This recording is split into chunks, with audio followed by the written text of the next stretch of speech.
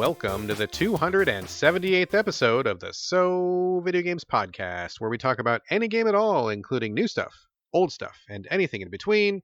If we are playing it, we'll be talking about it.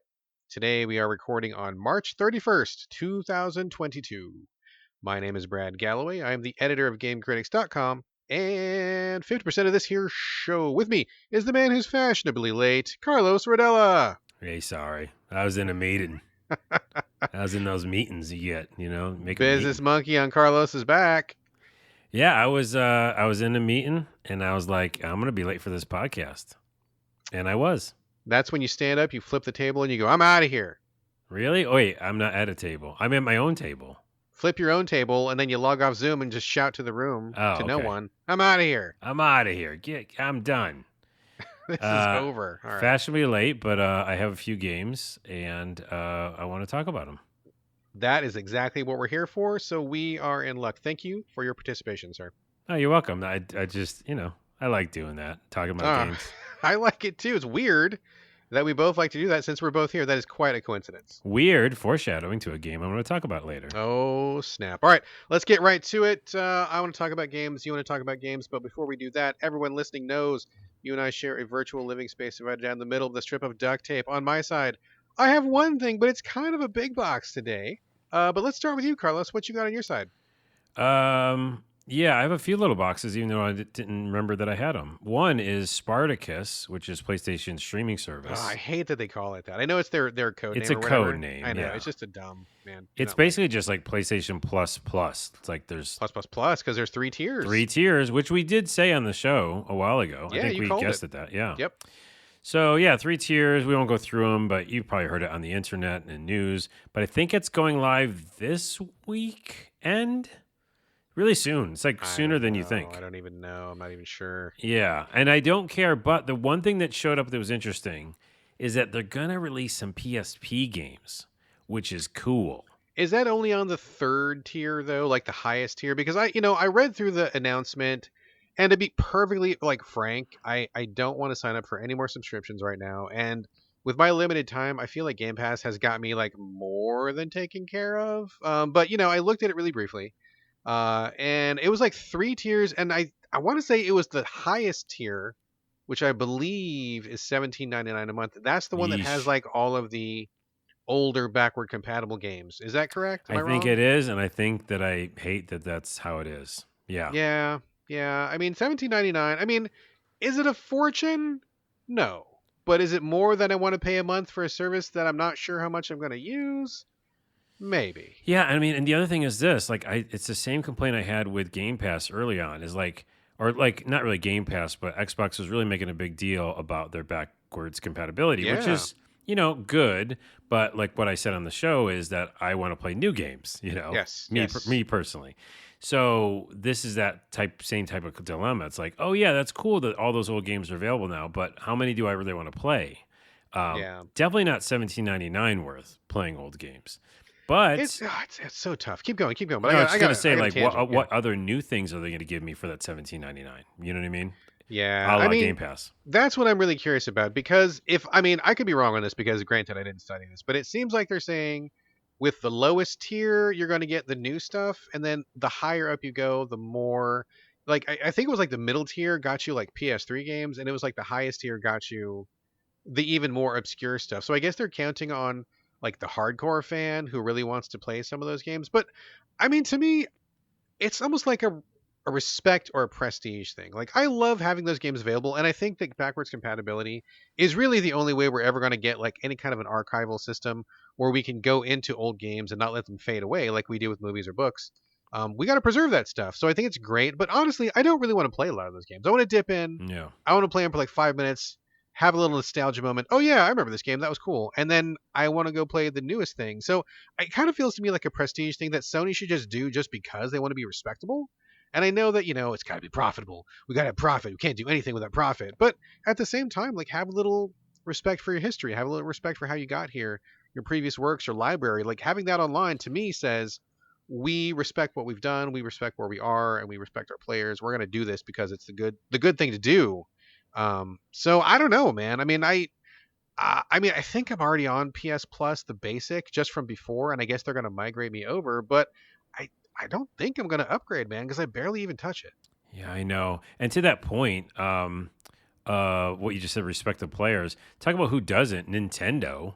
Ugh, You know, yeah, like I'm losing favor of them every single, I don't know, week or month or something because not only am I kind of done with, their first party titles right yeah, now, it's just nothing exciting to me. But secondly, they recharge you for everything. And yes, what, we just accept it? Like there's a ton of other businesses where we go like, "Hey, we don't like your practices. We're not going to use you anymore," or we're yeah, not going to buy your products.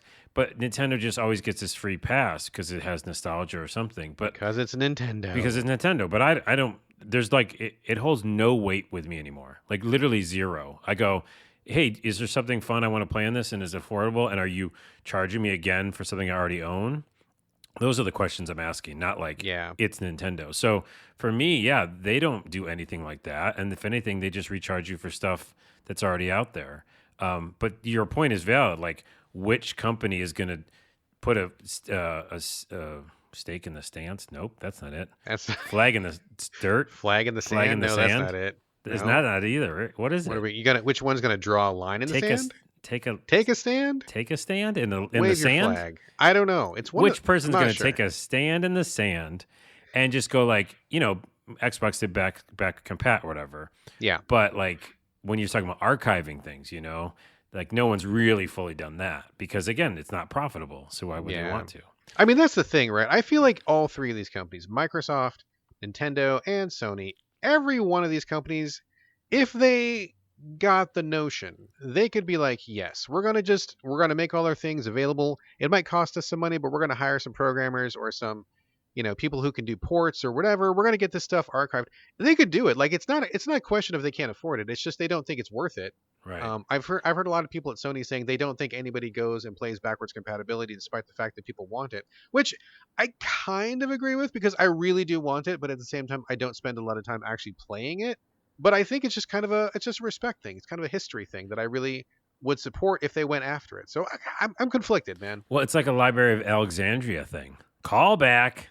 Call way back Call way back. 3,000 years ago. Are, It's you, a are, long callback. our younger listeners, look up Library of Alexandria. It's a very interesting story and super sad because we lost all of the world's knowledge in a fire. But anyways, it's that kind of a thing, right? It's archive.org kind of thing. It's like, Yes, exactly. hey, that's cool. You don't want to do it for profit or whatever, but like, yeah, it's going to be gone. These people's work is going to be gone. Yeah. Wow, that's a long tangent. Okay, let's do something else. Next box. Little mini box for me is everybody go check out Restless Soul, the trailer for Restless Soul indie game where you play as a ghost. Fucking cool as shit. It's like a mixture of Undertale with Earthbound. It's all in black and white. You play as a ghost. There's like some twin stick shooter kind of action, some RPG stuff, some choices, and comedy. And I want it now. Restless Soul. Soul. I'm gonna look it up. I haven't heard anything about it. I'm gonna check the trailer out right now. I have subscriptions on my YouTube that were like it just kind of shows me all new trailers, and so that popped up as on Game Trailers of all places, and Oh yeah, this looks pretty neat. it's Little fucking black and cool. white, kind of like lo-fi, real pixely. It's got a cool vibe to it. This looks kind of neat. Yeah, and there's a lot of like choices and stuff and dialogue. It's not just like you're walking around a town and just like talking to characters, but then there's some action and there's some puzzles as well. It's an amalgamation of a game. This looks like a perfect thing for Switch. I'm not gonna play it on PC because I just don't play anything except for porno games on PC. But when it comes to Switch, I'm all over this. You weren't even impressed with my $5 word. Is that Amalgamation. Yeah. I quietly praised you in my head. Oh, okay. Now I ruined the moment. Check out Restless Soul, and what's your box? All right, so this is kind of a big one. I was just chilling on Twitter the other day, as I do, which is actually a lie because Twitter stresses me the fuck out. And I Twitter get is angry about it. trash. Twitter is a fire trash. I mean, I think the stuff on Twitter is trash. It's still okay. That's a whole other discussion for a whole other show. Whole other discussion.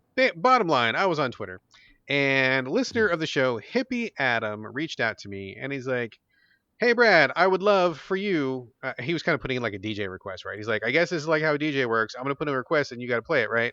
Wink, wink, nudge, nudge. So he wanted to request that I put together a list of the best Warhammer 40k games because we talk about them a lot. and a lot of them are hot trash. And we've mentioned it, multiple times on the show. So he's like, would you please go over like the best Warhammer 40K games? And also, he was seconded by one of his friends, who I believe his name was Ordinary Magoo.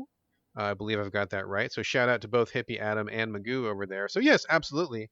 I will run down my list pretty quickly. So I played almost every single, not all of them, but almost every single Warhammer game on console that I can think of, and I don't play PC. So there's some on PC I haven't played, and I want to say there's one or two on console that I haven't got around to, but I've just been so busy lately. So please forgive me. But I've played the overwhelming majority of them. So of the ones I've played, I will quickly go through this list and tell you the ones that I think are the best. Prefacing that with, I actually don't play Warhammer on tabletop. So I'm not coming at this from a tabletop fan's perspective. I know all about it. I've seen it. I feel like I'm constantly surrounded by Warhammer stuff, but I don't buy the miniatures. I don't play the tabletop. I don't have any way to play it. It would be cool if I did. I would if I could, but I'm just not in it. So like coming at it from someone who's familiar with the franchise and the IP and who plays all the console games, that's my perspective. So just sharing that up front. I would suggest this real quick though in your list. Yes. Just after you say the name of it, maybe say like what type of game it is, because Warhammer, all those games sound exactly the same to me. Yes, that's a good point. I will do that. So for me, far and away, the best one, my favorite of all the bunch, is Warhammer 40K Inquisitor. I love Inquisitor. I love Inquisitor. So fucking good. We both love it. It's a Diablo style, right? Diablo-like, top-down isometric. It's got good. 3 or 4 character classes. Really brilliant weapon system that makes it fun to play. Like, it doesn't feel like a grind. You're constantly like managing your weapons, which is great. The story I thought was pretty good for a Warhammer game. Like, I could follow it and I understood what was going on, and I had some concern for some of the characters, which is pretty rare for a Warhammer game. So I love Inquisitor. It's a huge game. There's lots of DLC for it. It's the shit. I played the shit out of that. I just went through it, and I played a couple of the characters as well. Inquisitor to me is the top. Good number one pick. I agree with you. And I'm not even on this list, but I agree. All right. That is a good game. So the next one down, I have to say I was kind of split. Either one of these games could be number 2, depending on the day you ask me. I would flip-flop them. I feel like they're both equally good. So the first one is Warhammer 40K Mechanicus. That's where you play a tech priest, and you have other tech priests on your team. It's a top-down, kind of an XCOM strategy, grid-based kind of game, like very, turn-based mission tactics. I thought it was great, like all the upgrades you could do and the different options you had to spec out your character. The mission select system was really interesting. Plus, the entire game was on a timeline, which ordinarily I don't like, but I think it really worked in this case because it made you feel a little pressure to keep moving forward, which I thought was really interesting. So I loved Mechanicus. That was really fun. Also, and like I said, this could also be number 2. I flip-flop them, is Battle Sector. Warhammer 40K Battle Sector, which I believe is on Game Pass right now. Also, a top-down, turn-based, XCOM strategy. Like this one is what people tell me is the most faithful to playing tabletop. You play as the Imperium. You've got like your, war Space Marines and tanks, and you go on this giant, like really long campaign against these guys. Oh my god, I can't remember what they're called. The guys that look like aliens, whatever those guys are called. Oh, I forgot. Yeah. Yeah, I know. They look like the Goopy. They've got claws. I know that describes like half Goopy claws. That's a Goopy claws. They're called Goopy claws. That is not what they're called. That's what they're called. But Battle Sector, I think, is also really great. I loved that. Tons of options, tons of customization, lots of different model types that you could do. You could build your own army. I thought it was just really, really fun. I really dug into it. Loved the hell out of that. And coming in fourth, this is going to be kind of out of nowhere. Warhammer 40K Squad Command, which is actually, I believe, only available on PSP from like a million years ago. Wow. That was another top-down isometric tactics game, kind of like XCOM, which is where I feel like where Warhammer 40K really thrives, right? So I feel like that game was really, really great. You had War Marines. I keep saying War Marines. I mean to say Space Marines. Please forgive me. Space Marines, going on missions and stuff. It just was a great game, a great adaptation at the time. I just watched some YouTube videos of it before the show, and I'm like, man, it looks like it still holds up. I have no idea where my PSP is. It's in one of these boxes around me somewhere. I don't know if it's anywhere else. Like, I don't know if it's on PC or what, but if you've got access to a PSP, I really believe Squad Command is good stuff. Now, they did ask specifically for Warhammer 40K, and those are the ones that I would recommend. I think there's maybe one or two I haven't gotten to, but out of everything I've played, those are the tops. But really quickly, if you want a couple Warhammer, not 40K, but just regular Warhammer recommendations, I don't like Warhammer as much as I like 40K, but there are a couple good ones. I will say Warhammer Age of Sigmar Stormground is a really good one. It's kind of like a tactics, XCOM game, but there are also some different elements to it. It's slightly different, but it's got some cool systems, and I think it uses the IP really well. Lots of fun in that one. Also, the other one is kind of a little bit further out there. Blood Bowl 2, which is only kind of Oh tangentially yeah. related. Did you play Blood Bowl Yeah, 2? that's fun. That's that football game, right? Yeah, Yeah. it like takes Warhammer characters, but you're playing football, which I don't really like football, but I like Warhammer. And combining tactics and turn-based with football and Warhammer characters was great. Blood Bowl 3 is coming up soon. I'm super excited. But Blood Bowl 2, it's janky. Graphics are not great. It's got some bugs and stuff, but fuck, it was really fun to play. And I played the shit out of that game. So there you go. Those are my top Warhammer 40k recommendations. Also, a couple of Warhammer recommendations. Hippie Adam, Originary Magoo. Hopefully that satisfied your request, and hopefully I can be your DJ again next time. And that's all I've got for housekeeping. Any last things from you, Carlos? No, but that's just a great way to show that you ask and we deliver. That's absolutely right. You ask, we deliver. Anything you want, questions, comments, feedback, anything, requests, whatever. Let us know and we will respond. Okay, let's get down to the main section of the show. We're going to go back to you, Carlos, for a couple of minutes about Mr. Prepper. I saw a video for this. It looks really interesting. As the name might suggest, you're kind of a guy. It looks like, I mean, you'll tell me in a minute here, but like it looks like you're building a base. You got to collect resources, go on little missions, and I think the ultimate goal is what to build yourself a rocket and escape Earth or something like that. I think that's the end goal. I didn't get that far, but Right. the general gist is like, a sim game where you're, building stuff underneath your house and building resources. You're a prepper. It's like Um, 2D, like an ant farm view, right? yeah. So basically think of, remember Fallout, what's Fallout Fallout? Shelter. Fallout Shelter mixed with The Sims. That's what it Okay. is. Okay. Now, the only problem is, and that's the general gist, and before I get to the problems, the setup, which is literally like our reality, almost, it's too scary how close it is to reality. It's Too like, real, huh? yeah, it's like, even think they said they had a virus in it. I can't remember now, but like, it's the government gets mad, at its own citizens, propaganda everywhere, and basically this one character that you play as to start, I guess, tried to escape or something, and they like caught him and they brought him back to his house and like, now you be good and believe in the president. And it's like they keep saying bless the president, which is Hmm. super gross. Yeah, that's So scary. all that cutscenes in the beginning and all the kind of setup was like, I don't like how too close this is to reality. Anywho, it's an over exaggerated version, but Sure. so you're in the house and the gameplay is, like 2D, Fallout Shelter style. The characters are much bigger though, so think of it like a bigger scale. And I'm playing on the console, so it's obviously made for mouse and keyboard. You're like pointing and clicking, right, for moving the With your character. stick is kind of like a cursor. Yeah. Okay. So it would work much better, I think, on a PC, personally. And you move your character around. You do things like go to bed, but eat food, all that stuff. So what I was going to originally say is the problem is if it's Fallout Shelter meets The Sims, in my opinion, is too much The Sims. Really? How so? Because like you do have to eat and you do have to keep your preparedness ready, which basically means like you don't want to faint because you're like working real hard at this bomb shelter essentially and different things in the house. So you have to go and like make sure you're, well fed and stuff and take rests and stuff. So I didn't like that. I was like, I don't want to focus on that because it's a really interesting story setup. I just want to, be interested in like what I'm making and if I don't get caught and stuff because you don't really want to get caught. And yes, I think I just said and stuff 12 times in a row. But anyways, yeah, I just didn't want to be thinking about any meters. You know what I mean? It kind of reminds me. I mean, I haven't played this. It sounds interesting, and I thought I might give it a shot based on the trailer. But it kind of reminds me a little bit of like Subnautica, where it's a cool story and you're exploring this underwater world. But in the base game, you have to also, in addition to getting resources, you have to manage food and water and oxygen. And luckily, the developers let you turn that off. So like, I was like, okay, just get materials to build, and I think maybe oxygen seems fair because you're underwater. But I didn't want to worry about food and water because that seemed too much like minutia. Is that kind of what you're saying? Like, there's a little bit too much busy work to keep your guy going, kind of. I guess in the beginning, I got to be fair and say that I haven't got far enough to be like, there's much more different kind of scenarios you can be in. So I think it kind of might focus on like, hey, at some point you're just working on action or getting out of the environment and making, different types of stuff. But right now is a lot of resources. Oh, I all of a sudden started playing the trailer in my headphones. A lot of resources, a lot of minutia that's not fun. And again, maybe that's just early game stuff.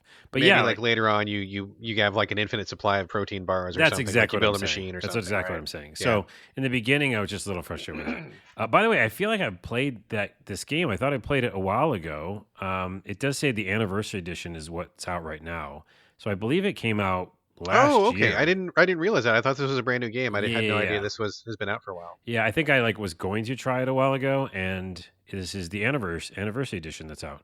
So, long story short, you can try a demo again if you're on Steam, and unlike Brad, and play your PC sometimes. Um, and I don't know if it's a recommend yet. This is kind of like a preview because I need to play it more. I think the biggest frustrations for me was just doing some like upkeep of the person, and secondly, like I just didn't like how it controlled on console. With the cursor Yeah, the movement. cursor movement. Like I just was like, because then you go to each item and can like inspect it or, you know, do something with it with the different button. I don't know. I feel like I need to play it some more, and it didn't like grab me like other games have. I like the concept. I like the story. Like it's living in the real world and like feeling protected by building yourself a base. You might need to do it, but I don't know. The gameplay itself, not super fun to me right now. All right, well that's fair. That's fair. I still may check it out. If I didn't realize it was the anniversary edition, but this is when it's coming to console for the first time. So Yeah. I'm sure there'll be patches. Maybe they'll tweak things up. But I am kind of interested in something along these lines. So maybe I'll check it out. But I think it's totally fair. You need to put more time in. I get it, man. So we'll see. Yeah. And also TBD. TBD, because I'm looking at some of the pictures on Steam, and there's definitely places where you're outside in the woods, and like I'm just like building my base at my house. So I feel like it does progress quite a bit. Yeah, in So the trailer, it's like you're out in the woods, you're shooting stuff. I think you were driving a car at one point, like catching air on a ramp and stuff. So there was definitely some outdoor sections. Maybe you're just not there yet. yeah, and I'm wondering how they balance that. Like, am I going to be three quarters of the game building the space, or is it going to be like just around the corner, hour or two, I'm actually out in the woods? You know what I mean? So Yeah, we yeah. have to see. But I'm giving you a preview. There it is. There it is. All right, thank you, sir. That is Mr. Prepper. I believe it's on PC, Xbox, and PlayStation right Yeah. now. All the consoles. There we go. All right, let me talk for a minute about a new game coming to the Switch. I believe it's also on PC. It's called For the Warp, or FTW for short. This is a 2D pixel-based spaceship-oriented roguelike.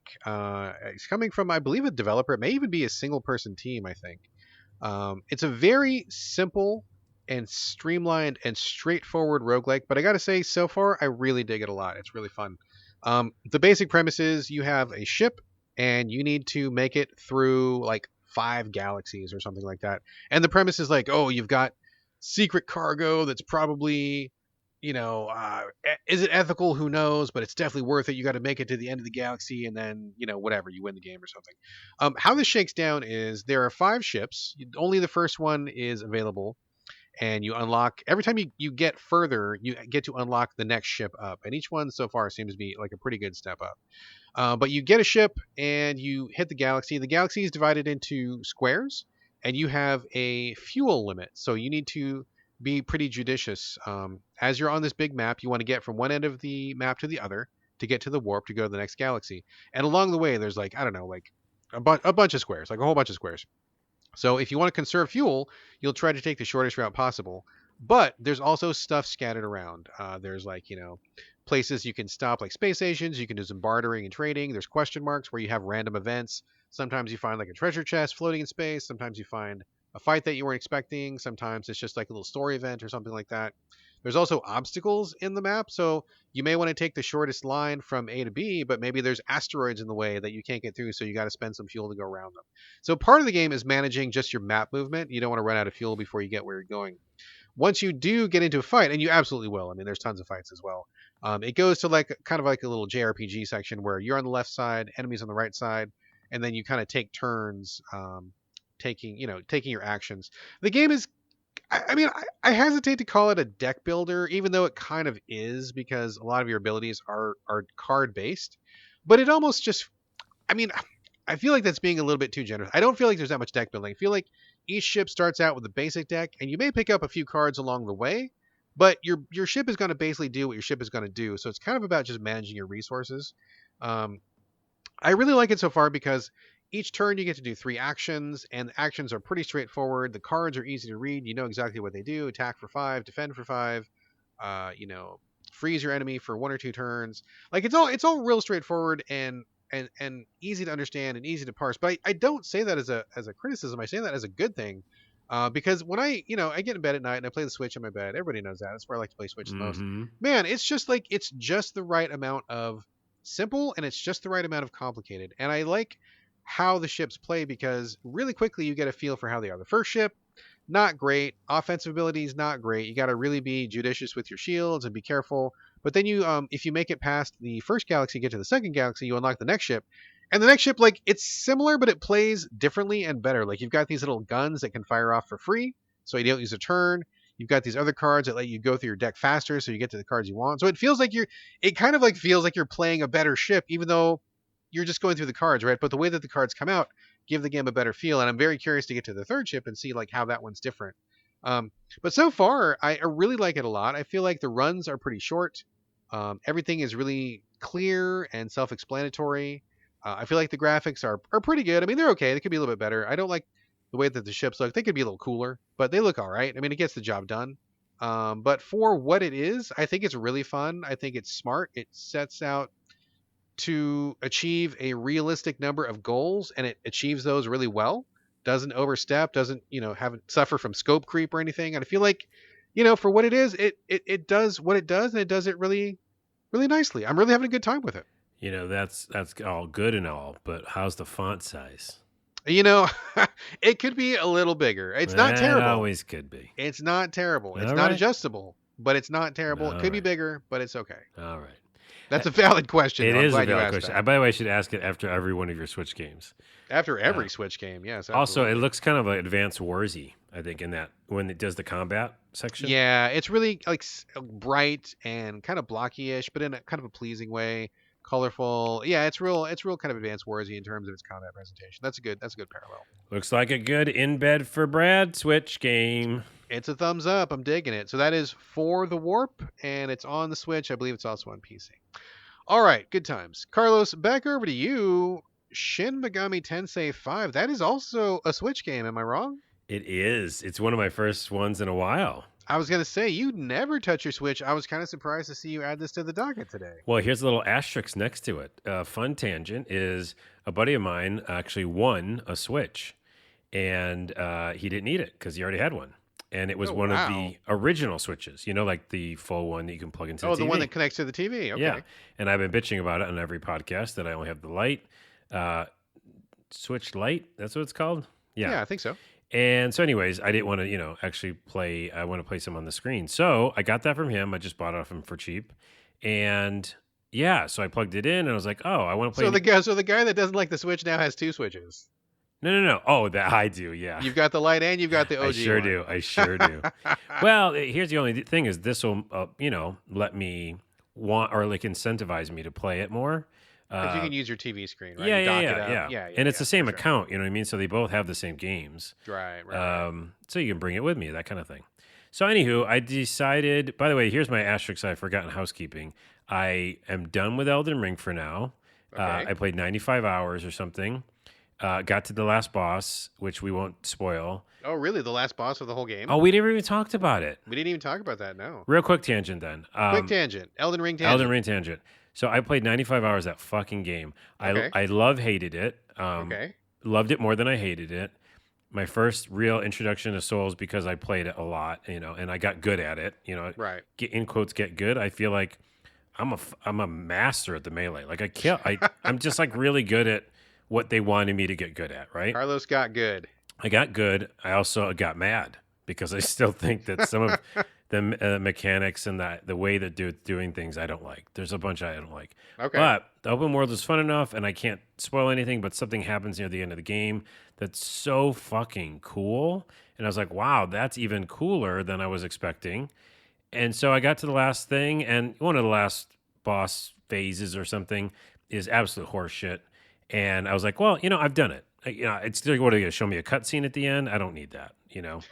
So believe it or not, I deleted it.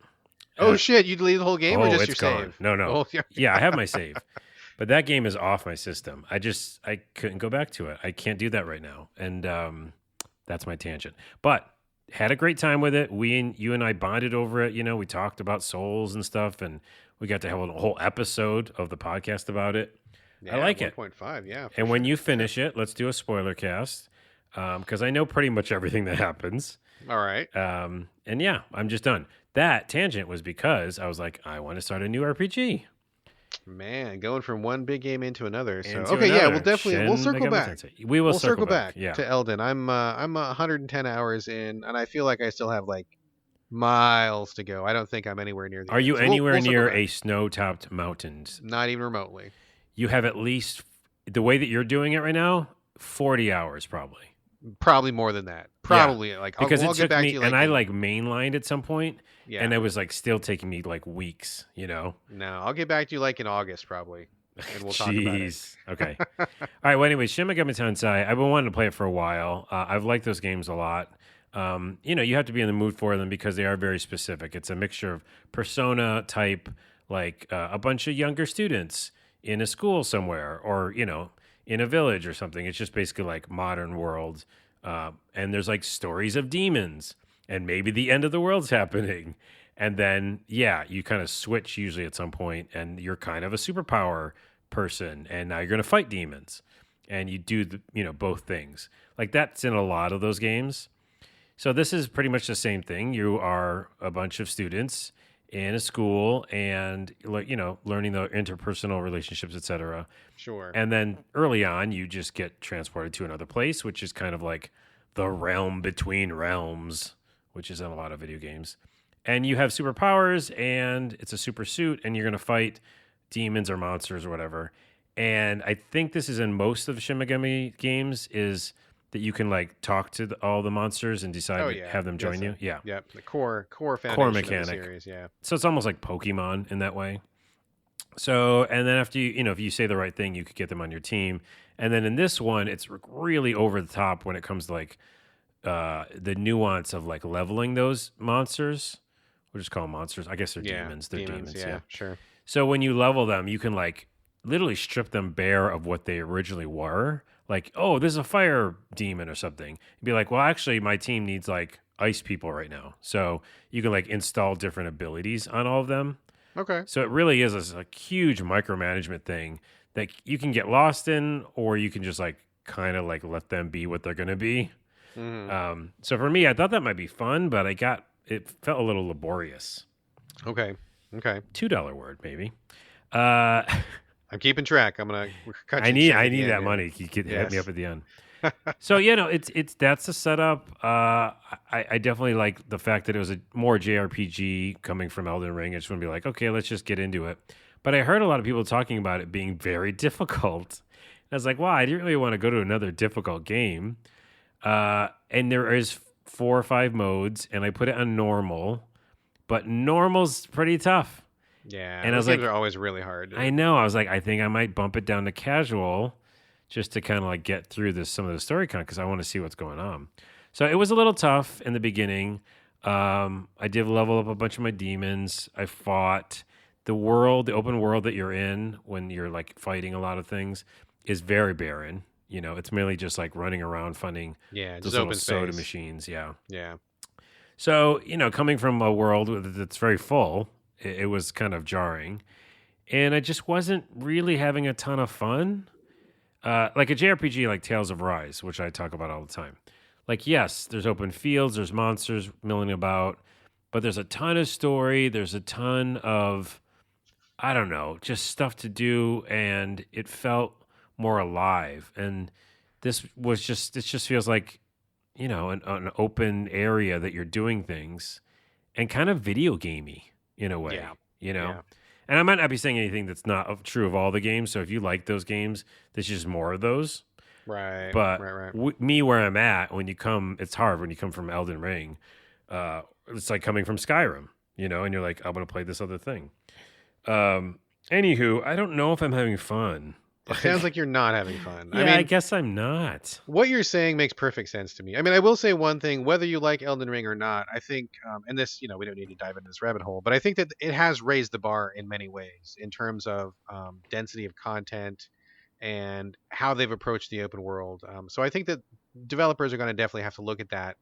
And if they want to make an open world, they're going to have to pick up a few lessons. But apart from that, I mean, I've played a ton of the Persona slash Shin Megami Tensei games, and they're not the exact same thing, but they're pretty close. Yeah. And a lot of these are just, I mean, the Persona games are the story heavier games, and the Shin Megami are more about concepts and philosophies, and they're very much more about like the demon raising and demon breeding and crossbreeding and melding and Yeah. stats and stuff. And I really fell down a Shin Megami hole a long time ago, but I played so many of them, and after a while, they all were the same. Like, setting change or character change, but I'm completely burned out on them now. Like I don't want to play any more of them. I don't want to see any more of them. And what you're describing to me sounds just like another one of those ones that I played before. So maybe it's slightly different, the graphics are different, open world, whatever, but it seems like they're kind of just still doing that thing that they do. And if you like it, great. But if you're burned out or if it's not your jam, I don't know that's going to really move the needle for you. Yeah, and that's a good point because, like, what I was thinking about going to from Elden Ring was a JRPG, but this is almost not even that. Yeah, it's just like a grindy and demon managing kind of thing. That's exactly it. And like I was saying it earlier, it's like, oh, I can like really go to town on these demons and trick them all out. But do I want to do that? Yeah. And also, it's not it's turn based, right? So I guess the other thing was Tales from Arise. It's like it's action based. Right, kind of real time combat situation. Yeah. And I thought, like, I don't know, I guess I thought wrong, like I'm not in the mood for that. If you want more of that, that's what it is. And the last dig I'll do on it is it's a dig against the Switch, which I just invested in. You just bought a second one. The graphics are real trash, man. I heard a lot of people saying it did not look good. I've heard that. Well, yes. But in general, though, what I'm trying to say is I just don't want an old console anymore. I'm a broken record. I want 60 FPS all the time. You want the bells and whistles. I want 4K. The cutting edge. You want shiny. Yeah, but it's hard to go back. And so I had it on my TV. My TV is, a good TV. It can portray like really good graphics or whatever. And it just looked like, I don't know, a Nintendo game. And I know that sounds derogatory. I guess I'm meaning it to be. I think that definitely sounds derogatory. I guess it 100% does, Carlos. Sorry, Nintendo fans, to this episode, but it's an old system. Like, if you want to release Switch 2, then do it, but like it can't do like, obviously, and here's a quick tangent. You can't even do like Dying Light or whatever. Like, it has to do a cloud version of the game. Right. There's a reason, because it's an old system. It'd be like if I had my when I had my 16-bit TurboGrafx and people were like making fun of me because I had two 8-bit processors and not one 16-bit processor. Like, yeah, their graphics were similar, but that's the thing. At some point, if you're like behind, then you're behind. Yeah, I mean, you're not wrong, dude. Like, you're not wrong. I mean, I come to the Switch, as everybody knows, for small games, indie games, pixel games, 2D games, things that are like that. And I feel like that's what really thrives on the Switch. When I want something big and shiny and sparkly, I definitely go to the PS5 or the Xbox. I mean, that's just how it is. And it's weird to me that people, and not you, but I mean like people in general, who have the Switch and they want it to kind of keep pace with the bigger boxes. That's crazy. Like, it's not meant for that. So, if you want to play something big like a Dying Light 2 or something, yeah, get an Xbox, PlayStation, go PC, go do that. And then, play something small and cute and cozy on the Switch. That to me is the natural order of things. And so when people don't do that, it just kind of makes me scratch my head a little bit. Well, not you, but like people in general. I know, and you're right, but this is now 4 tangents, and I wanted to go on none of them. But this is one that I have to make, is that I never understood, and we've never addressed on this podcast, why Nintendo, which is flush with cash, okay? They're not hurting, right?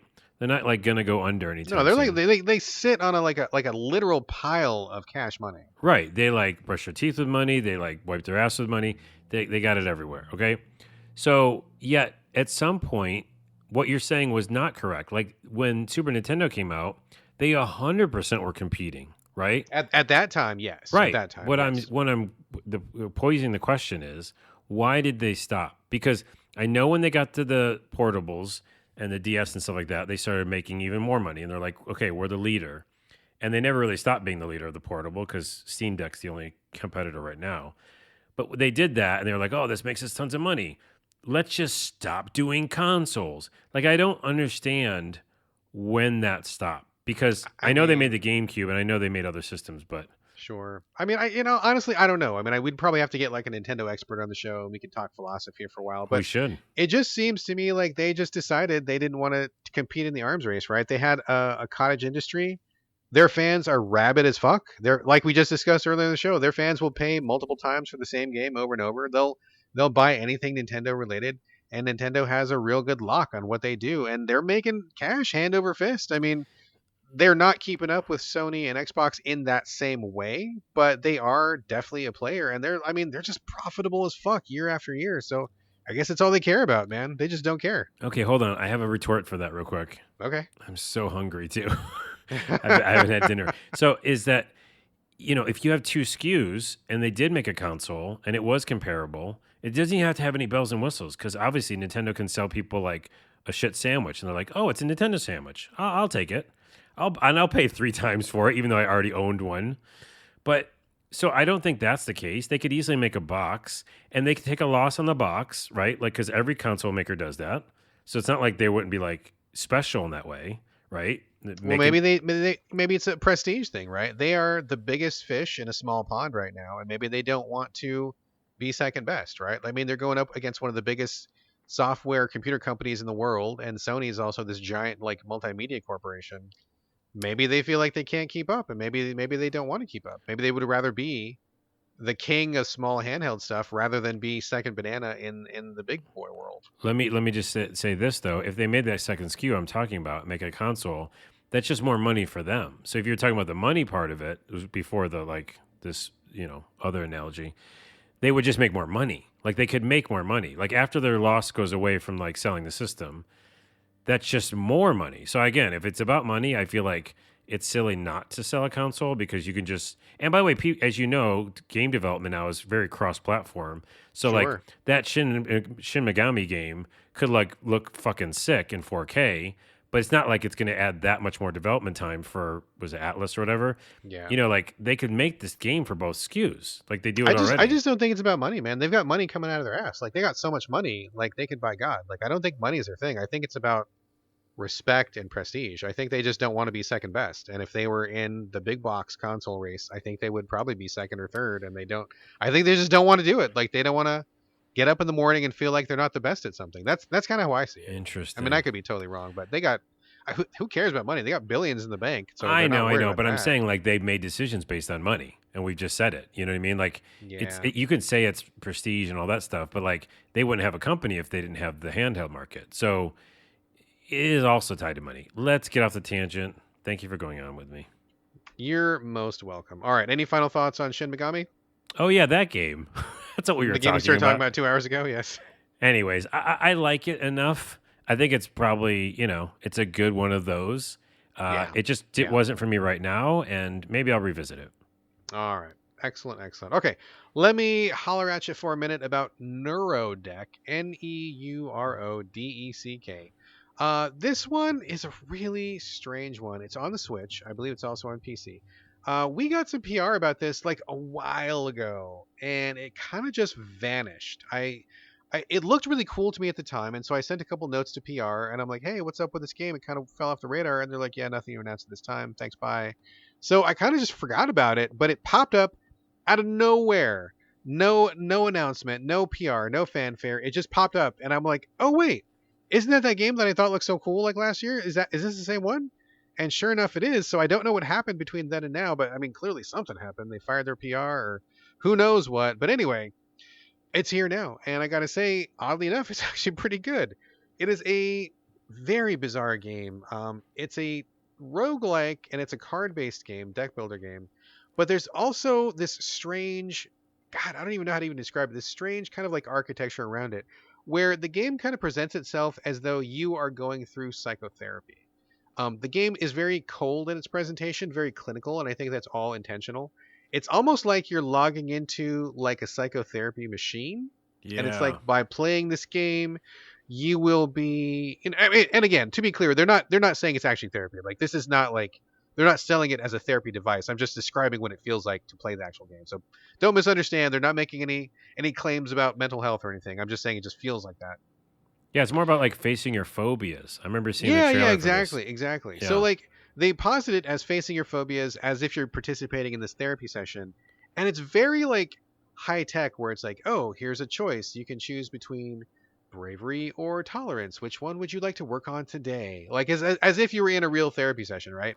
And so you choose one, and like it'll be like it'll give you some perks like +5 health or +5 damage or something, but it's not portrayed in a gamey way. Like it's very much about like we're looking at your mental health and we want to make sure that you're strong and that you are resilient and the things you need. It's such an interesting presentation, and it's so cold and kind of aloof that it really kind of caught me off guard. But it's interesting and it's really unique. And when you get to the gameplay, I think it's quite good. The phobias manifest as like shadowy monsters, and the animation is surprisingly good on them. Like you get a kind of a first-person view of these phobias. Like there's like a spider, arachnophobia is one of the most common ones. And when you choose that monster to fight, as if you're quote unquote working on your phobia, like it shows up on the screen and it's got this weird, like really fluid motion, and it's kind of a silhouette, so it's kind of hard to make out details, but it moves like in a certain way. You also fight against like masculinity, toxic masculinity, and it's this really like exaggerated like inverted pyramid shape with a guy with no head just like flexing muscles over and over, and I thought that was actually pretty clever. Nice. But all the phobias have great animation, and I think the presentation in general of this game is marvelous. It's very appealing and very very its own thing. Like I'm trying to think of what it's like, and I'm struggling to think of anything that it's really like. So I think it's really unique from that perspective. And when you get to the gameplay, I think it's quite good. Deck building, kind of par for the course, where you've got a deck of attacks, a deck of defense, special powers. I mean, I think anybody who's played a deck builder recently will have a pretty good idea of what they're up against in terms of that actual gameplay. But it's really well done, and I think there's enough hooks to it, enough nuance to it that I'm really interested. There's little things you can tweak, cards to unlock, so that all checks out. The gameplay seems to be perfectly dialed in, and theming is really good. Presentation is really good. I've only played maybe 2 or 3 runs, and I'm not sure what the permanence is. That's also like a key factor for me when it comes to roguelikes. As anybody knows, the real factor is, are you unlocking something? Are you making progress somehow, or are you starting from scratch? So TBD on that. I need to do a little bit more research. I'm a little bit hazy, but what I've seen so far is really cool. I really like it a lot, and I would definitely recommend it to anybody who wants something very unusual, or if you want another deck builder or a roguelike to go for it. Perfect fit on the Switch. I think it works really well. Good format for it. And I've just been very fascinated by it. It's just an interesting game. You know what I'm going to say is it does look really cool, the art, and yeah, very stylized and different. And I like the idea of just like, switching it up and saying, like, hey, we're going to, now again, no claims, but Right. Not real therapy, not but real pretend therapy, therapy. but like that, an interesting way to tackle that kind of stuff, right? Like you Yeah, said, through exactly. life cards. And so it's like, it's almost kind of telling you some ways you can do things. But secondly, it's made by Tarvox Games. I think this is one of their first games, but it's published by Goblins. So Goblins did Legend of Keepers, one of Oh, my favorite games oh ever. yeah, Legend of Keep. That was a good game actually. Yes. And they've also published a ton of stuff that I really like, and I can't remember, or I can't believe I haven't brought them up more on the show, but Heroes Hour I really liked. So they make a lot of really interesting, different kind of, what is it? Oh, I'll reuse the word, amalgamation, putting things together that's like, styles of games. So really dig the publishing company for this, and I think that's maybe another reason, like they made good choices. So this seems like one of those good choices. I mean, I don't know their whole library. Now that I'm hearing you talk about it, I feel like I should probably go Google them. Goblins, Well, I'm Goblinz. looking at their publishing page right now. I can tell you any game. Yeah, tell us just a couple highlights of what else have they put out besides Neurodeck and Was it Legend of Heroes? Is what it Legend of was. Keepers Legend of Keepers. with a Excuse me. ton of DLC. It's really fun. I'm actually gonna go back and play some That's of a it now. great game. That's a great Yeah, game. Banners of Ruin, which I don't know if I ever told you about. I think you would love. Is that It's one where you play animals? animal. Oh, you don't like animals, do you? I'm not a big fan of anthropomorphic Yeah, stuff. I'm not Yeah. either, really. But it is a good game. Like it's a Right. really good, like well put together card game. They did Snowtopia, which is a ski resort builder. Which I think again, I've seen that one. Yeah, I've seen that yeah. one. Iris and the Giant. Oh, I love Iris and the Giant. Oh, Yeah. it's like a perfect game. See, It's so good. Iris and the Giant is great. Dungeon Rushers. I believe I played. I mean, they make what a tangent number 17. What makes a really good publisher is good choices, right? Absolutely. Absolutely. So if I'm looking at this list right now, dude, go to this list later on Steam. Oh, you don't go to Steam. Just go to the list later somewhere. Yeah, I'll just go to it somewhere and I'll just look and at just it. That look at sounds like some good it's shit. ridiculous how many good games they make. Yeah. All right, we'll add one more to the list because I'm still early days, but so far, Neurodeck is another big thumbs up. I'm loving the Switch this week. I got a number of really good experiences this week. So, okay, that is Neurodeck, put out by Goblins and Google Goblins, and see what else they put out. Seems like a lot of good stuff. Carlos, over to you for a game that I think is kind of turning out to be kind of a big game, even though I feel like there wasn't a lot of chatter before it released. Weird West, coming from Wolfeye Studios. This is a new studio. I believe this is their first game, but they're made up of people who used to be like at Arcane Studios. Yeah, a lot of People who Dishonored used to people. do Dishonored and stuff Yeah. like that. So they've got some experience doing like physics and immersive simulation sort of stuff. But this is a pretty big departure. I've played a little bit of this, and I know you've played a little bit. So why don't you lead us into Weird West and tell us all about it? Yeah, I brought it up on the show a few episodes ago, I believe. I was really excited about it. And I'm excited to play it. And my positive review is that I love it. I love it a lot. And you played some of it too, so we'll definitely see where we cross section. Yeah. It's on Game Pass now. Is that correct? Yeah, I was actually surprised it's out on Game Pass literally right now. So anybody with Game Pass can download it. That's awesome. Yeah. So, and another real quick thing before we get into the reviews, really, a reviewer that I love on YouTube, Skill Up, which I mention in the show a lot, didn't like it, and I could not disagree with him more. I normally agree with him on I normally agree with him on like on everything, and I was like, wow, I cannot understand how you cannot like this game. So I might bring up one of his cons just for us to talk about. Yeah, bring it up at the end. I'd love to hear that after we go through it ourselves because I actually really like it a lot, and I'm assuming you probably like it too. I really, really do. Okay. So what this game is, it's a very, I mean, a lot of our younger listeners don't remember the original Fallouts, but old school Fallout, top-down isometric view types of games. Wasteland is a newer reference. Yes. Well, the new Wasteland is. That style of game, very much like Wasteland, because, and again, original Fallout, where the huge map overworld is just basically you, a little icon moving to another location. You get to said location, and then it's a top-down game to play. Strategy RPG. And it's action-based, so there's no like turn-based stuff. And like you said before, there's physics. So I think just in general, before we get into what the game is, it's just super fun to play. Like I think they built really good sandboxes. And in each location that you get to, a la a Wasteland map, there is not only physics and like action and shooting and kind of slow down mechanics as well, but there's like RPG stuff, like picking up, loot and finding a bunch of stuff and leveling up. So there's all that stuff in this game. And what the game is itself is you play as a woman who has her husband kidnapped, which is a role reversal. That's right. Flipping the script. I love it. And I was thinking that I could make my own character, but I really don't mind because I actually want to play this character. Yeah, predefined characters. It caught me by surprise as well. Yeah. But either way, I've heard it's only like 20 or so hours of an RPG, so I feel like that makes sense. It's not like you're totally investing it in this main character. But yeah, so she has to go find where her husband's been kidnapped, and there's kind of like a little bit of idea that it's a gang, but also like there's supernatural stuff going on and you're trying to figure out what's going on. So at the very beginning of the game is pretty rough. It's kind of intense. You're walking around and like looking at a bunch of people who are killed and, essentially going to find clues to find out your husband's whereabouts. So that's the setup of the game. And like I said, it's the Wild West, but it's also like supernatural. Like there might be monsters. Though I can confirm. There are definitely monsters. There's definitely monsters, like straight up really early. So that's a setup, and like I said before, you go in overworld and kind of go to different locations, and in locations you do different things. Either like merchants are there, it's a little town, you're talking to people, or you're fighting and trying to get something.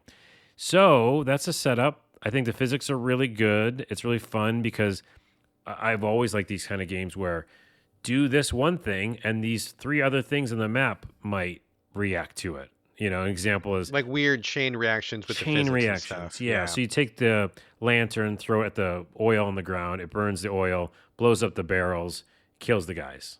Or another one is like there's chemical boxes or chemical barrels, and kick them over, it makes all those chemicals and it poisons the people. So Exactly. there's a lot of fun to be had with that. I thought the controls were really tight. It felt good. There's, like I said, there's slowdown mechanics. There's some leveling up, some power ups. That stuff doesn't feel super fleshed out, and I can hear your opinion on it. But there's I think there's less RPG-ness in this game, and it feels more, again, akin to Dishonored, an action game, Yeah.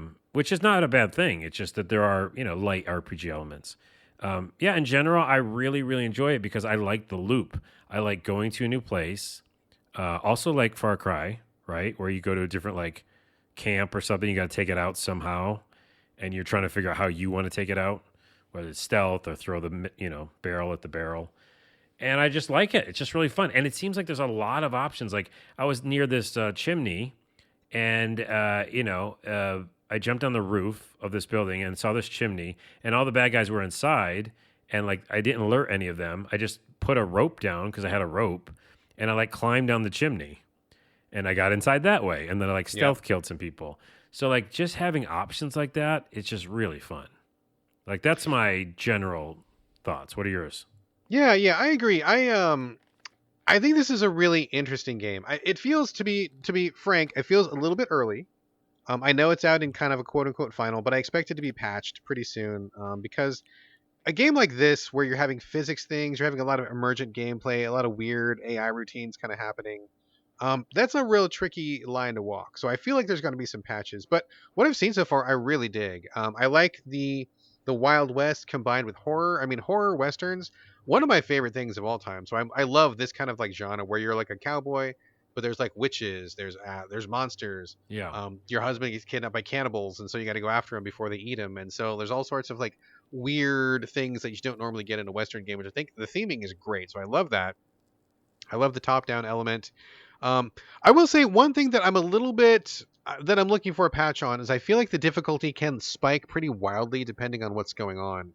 I got into a couple fights where there were just like a lot of enemies, and I'm like, okay, if we're gonna be doing this real-time combat, I need like a better gun or I need more life or something. And of course, there's stealth.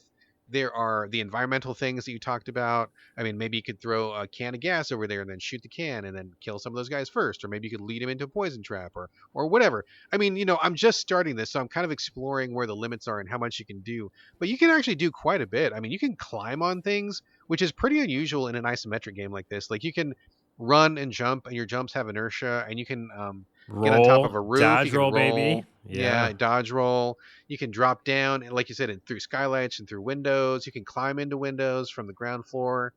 There's all sorts of like little details that you wouldn't really expect from first glance at a game like this. You probably kind of expect it to be like an XCOM or something, but between the real time combat and all the physics that are happening, it's definitely its own thing. Like it's really crazy and unpredictable and chaotic and action packed, and sometimes like the wildest really awesome stuff happens, and sometimes you're just screwed because something happens that you weren't expecting. Like you kick a guy, the guy hits the horse kicks the oil can over right where you're standing, and you weren't expecting it to fall over, and then it catches fire, and then all of a sudden you're a fireball. And it didn't, you didn't see that coming, you didn't think it was going to happen, but it happened. And so I think that's awesome. And at the same time, like, you really have to approach the game on its own terms. So I'm really excited about it. I really like it. I believe there are some other characters that you may unlock as you get further along. That's just a hunch. I'm not Mm. sure. Seems like there might be some more characters. And I agree with you that the upgrade system feels like it needs a little bit more work. And I don't know about you. What system are you playing this on right now? What am I playing at? PlayStation? Am I? PlayStation, Xbox? I I don't think know. I'm playing a PlayStation. Yeah. One thing that I will say is I do have some struggles with the control system because I feel like you're doing a lot of finger gymnastics when you're doing some of the abilities. I kind of mentioned this on last week's episode with my wife, but it's like you have to ready your gun and then you have to push a button to get your power ready and then you have to push Yeah. another button to actually do that.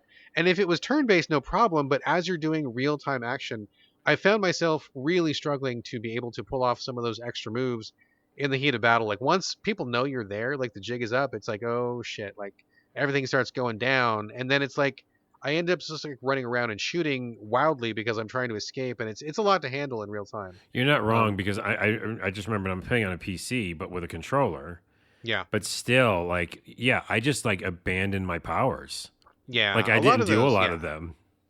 I feel like some of them, like I got the power where you can do a sniper shot, which is silent, and that one you can take your time because usually you're sneaking up on people, no one's seen you, and so you have the time to push the 3 or 4 buttons, and then you do a sniper shot and kill somebody. That works really well, but like in the heat of battle, where it's like, oh, I'm gonna push the button that makes everybody my friend for 6 seconds or something. It's just really hard to get to that button. I feel like it's a little bit too clunky. They need to like streamline that so you can get to those powers more effectively, or maybe just make the whole game slow down super, super, super, super slow so that you have a minute to breathe and wrangle those controls. So that's one thing I'd like to see fixed. Also, some of the AI stuff is a little bit crazy. I feel like they need to work on that. For example, um, in the very first town, one of your side quests is hire a deputy to go with you as an assistant to go on a mission because you can hire, I think, up to 2 people to go with you on every mission. So you've got like triple the firepower, right? So I'm like, okay, yes, that sounds like a good idea. What happened was the deputy was inside the upper floor of the bank. And I'm like, well, that's weird. I don't know why he would be upstairs in the bank, but my goal is clearly to recruit this guy. There's like a map marker and it's showing me this is exactly the guy. I'm like, okay, well maybe it's testing me or something. Who knows, right?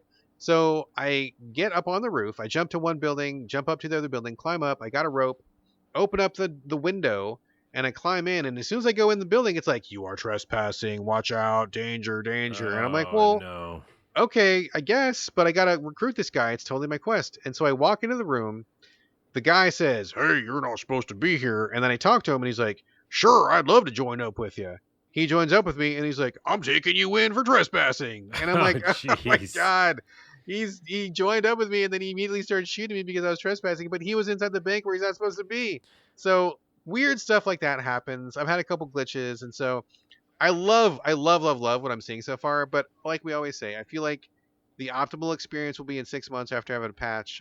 So I'm gonna let it simmer for a little while because I really want to savor this one. I really want to like go through it and see everything there's to see. I had a blast with it, but I'm not a big fan of bugs and glitches, and I feel like it's just a little bit too glitchy for me right now. Well, I'll say this. I do know that you get it's just almost like certain people are like not good with technology. I'm not saying I got that bad karma, bro. you got the electric like The current flowing curse. I through got the curse. your Yes. hands when you have a controller because you do find bugs and weird things and I'm like I never saw any of those ever. So that's one thing because that was a funny story And that's though. true. That's true, man. That That's is true. very true. Secondly, they make a really good and you got to admit really good quick save system.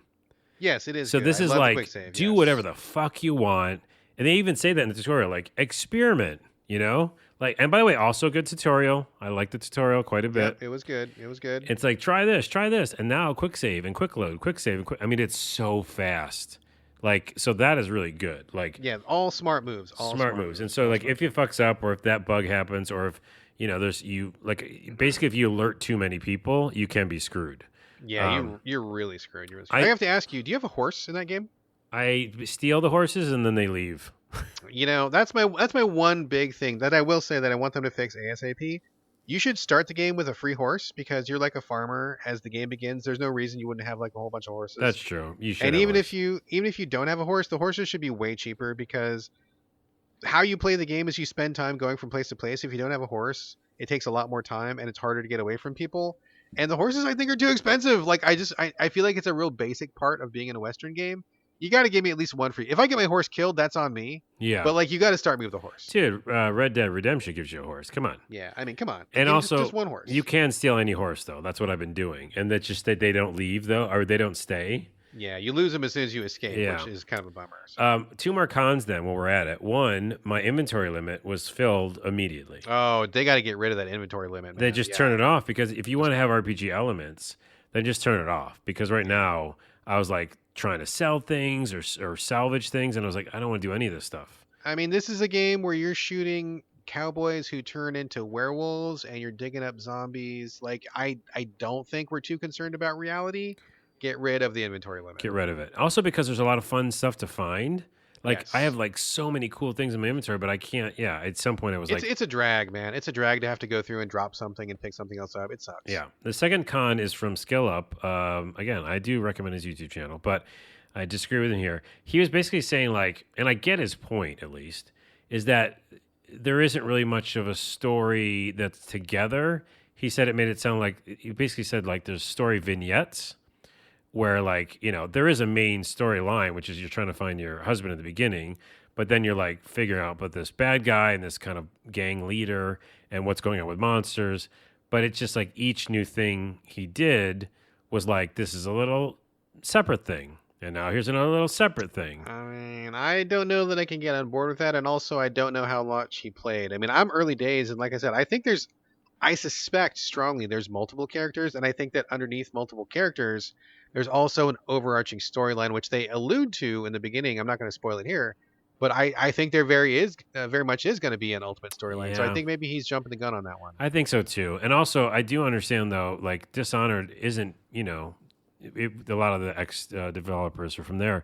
Like they weren't like super story heavy in those games. It was like Right. creating sandboxes, which I think they do well.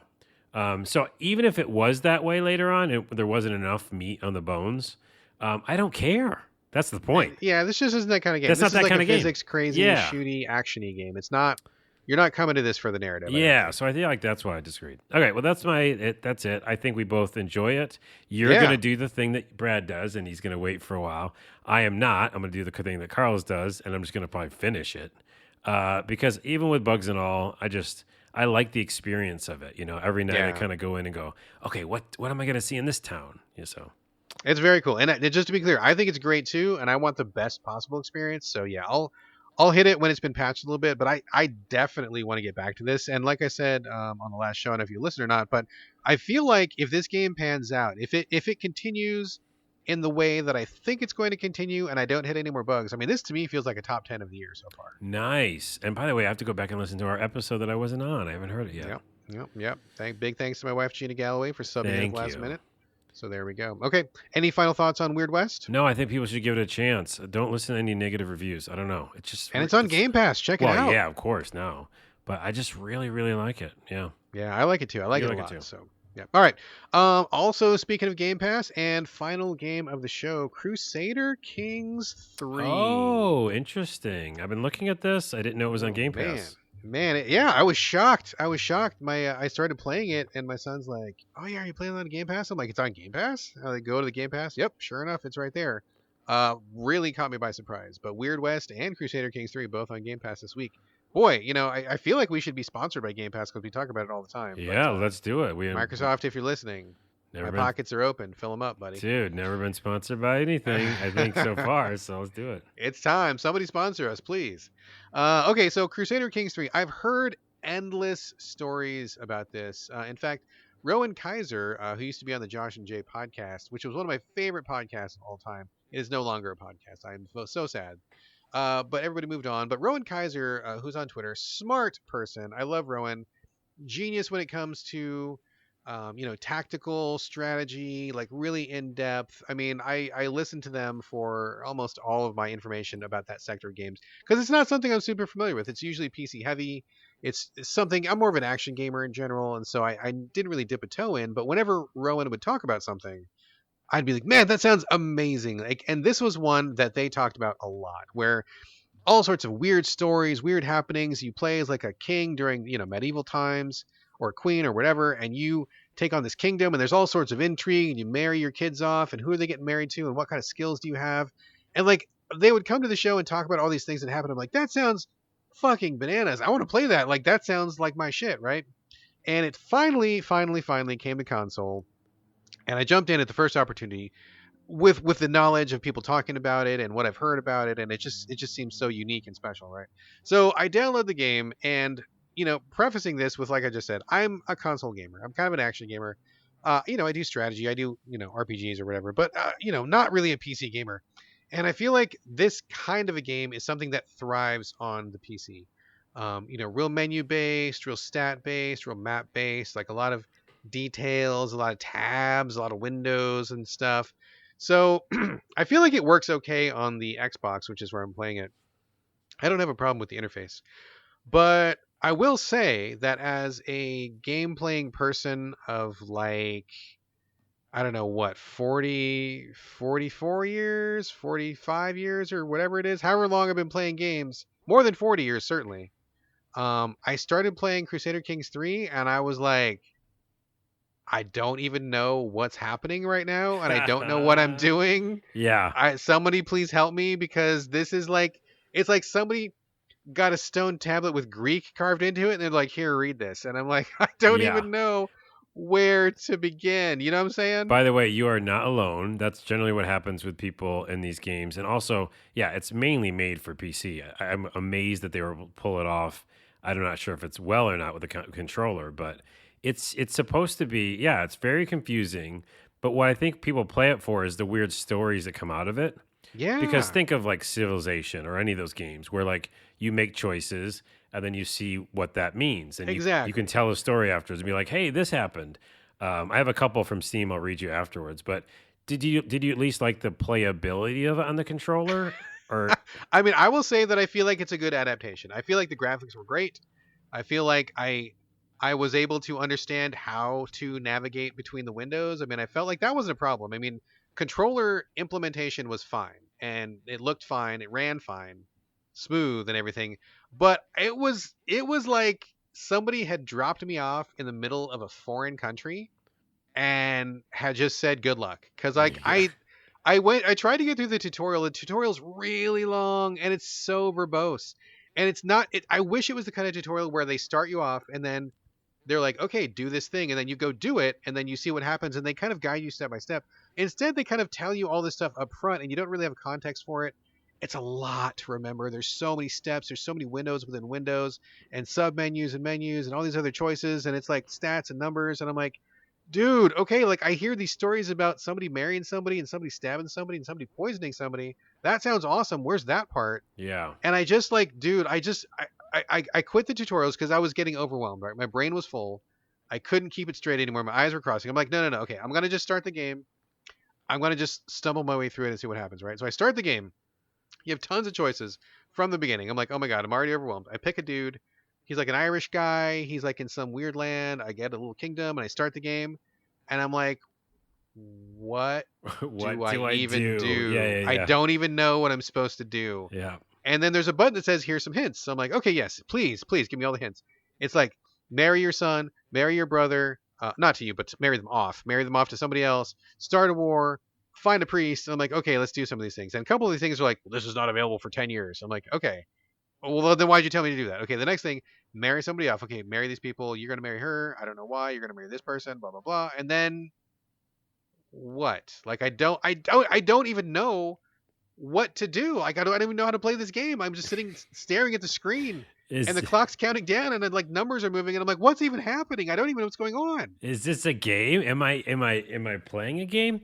Yeah, I hear that a lot and see a lot of the comments as well, like similar. But if you can figure out the menus and figure out, get into the actual intrigue and all that stuff, there's some really interesting stories that can come out of it. I'm afraid from what you just said because I feel like I played like the first one a long time ago on PC, and it was the same type of thing. I was like, I don't know what this game is. But I heard it's good or something. It's got weird things. But here's some stories that can happen. For All right, the flip give us an side of it. example. Here's an example. There's a Steam review from Panic on Steam. I have literally no idea what the hell I'm doing, but I made my infant my heir. Got poisoned. My infant ruled over everyone. Infant married some claim holder. I poisoned her and took over her land. Basically, I've just poisoned people and let this toddler rule. So don't even ask me how to play. I couldn't even tell you because I'm doing my best and I'm having a blast. See, that's exactly it, right? I think if you were able to figure this out, which I am not, this feels like Kerbal Space Program to me, where it's like numbers and menus. And Mm, I'm not smart enough to play this. I can't. It's like gaming is the thing where you need to have a lot of knowledge coming into it, right? And I feel like people who play PC games or play these games probably will have a much easier time getting into it. But for someone like me who has basically no contextual knowledge of this genre or how to play this game, it's like learning a brand new language. And the developers, I don't think really took that into account. I don't think they are assuming they're going to get a lot of people who, I mean, they should because it's on Xbox, right? That's all people on well, Xbox. that's the point. Yeah. So it's like I wish they had done a better tutorial and had planned better for, hey, I really like what this looks like and I think it would be cool, but I have no background knowledge on how to play this game. It's like it reminds me of board games, right? I think I ranted about this a while ago.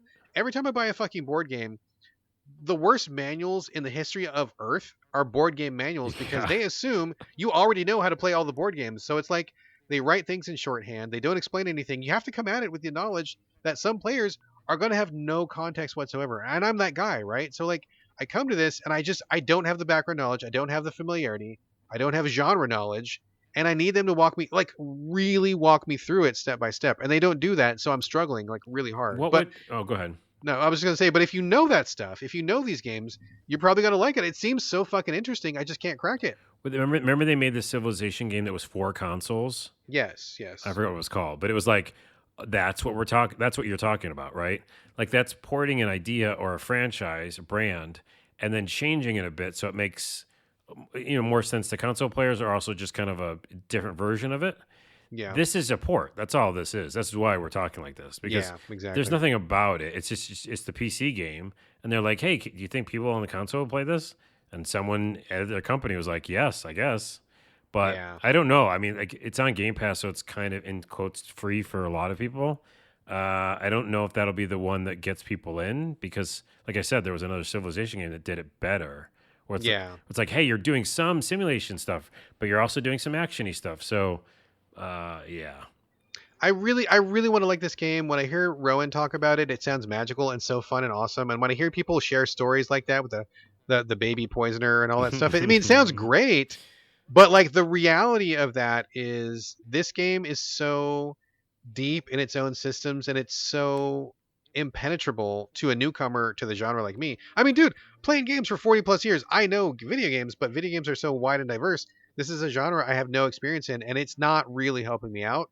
Even the tutorial, even like starting out, it's just even the hints, it's just not enough, man. I need them to make like the baby version of this and just yeah. like spoon feed me, and I'm not too proud to accept that help because I want that help. So Spoon. Speaking of spoon feeding, here's one more review that I don't. I'm trying to parse and understand. The review just says, "My grandson had a child with his mom." What? Wait, what? yeah. Wait, how? What? I will say this too. Like, I think, like, I want to try it just because it's on Game Pass. But secondly, all the things you described sound similar to like a Souls game, right?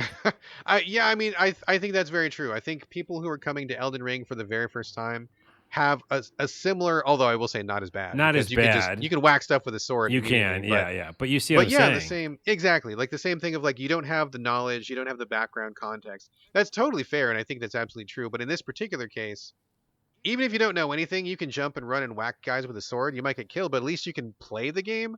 I, I don't even know how to play this game. I'm just staring at a screen and But scratching my you head. saying that makes me want to try it even more because I felt, yeah, like you said, it's different with Elden Ring, but like I felt similar going in to a Souls game. So I'm like, I don't even know what to, and then I felt good about myself that I got it. It's almost like get good at Civ games. Is that a thing? I mean, I guess maybe it is now. I mean, it's on Game Pass, right? So download it Download it. and check it out and let me know what you think because man, It's done. I really want to get into it, but honestly, like real talk, I don't have the bandwidth or the brain power or the energy to like crack this nut right now, but I really would like to, but I just don't think it's for me right now. All right, tonight's a Game Pass night for me. I'm gonna start up Tunic finally, which we haven't talked about. I don't Oh think. man, I'm gonna leave that to you because I was hot on that game, and then once I heard people talk about it, I cooled off I immediately. know, but there's a little it's an interesting Souls comparison there too. Anywho, I'm gonna try two difficult games. What's wrong with me? I'm now that Elden Ring is like poisoned me. You're like the hardcore get good guy now. Well, I don't know what I am. All right, we're done. I need to eat We're food. done. That's a That's a show. That's a show. show. Thank you all for listening. As always, we want to get your questions and comments. Hit us up, sovideogamespodcast@gmail.com. We're on Twitter @sovideogames. You can also reach us individually. Carlos, where are we directing your traffic this week? Listen, people, I need only 2,000 more followers on TikTok, and then I get to 10K, which means I get to be in the creator fund. So this is about me. I know. I'm sorry. It's a plug. But please follow me Just on get out there. Get on TikTok. Subscribe to Carlos. Let's at get him past 10K. Let this poor man monetize, please. I just try to make some extra money for, video games. We got to get this guy paid. He's doing all these videos, all these skits. Follow him on TikTok. Let's get him past 10K. It's at Carlos Rodella. It's just my name, at Carlos Rodella. Follow me. And, you might laugh. That's all I'm saying. Give him a shot. As for me, same as always, on Twitter, on Instagram, it's my name, BradGallaway, all A's, no O's. And this is going to do it for episode 278. Thank you again for joining us here on the So Video Games podcast, and we'll see you next week. But in the meantime, this is Bye from Brad. And bye from Carlos.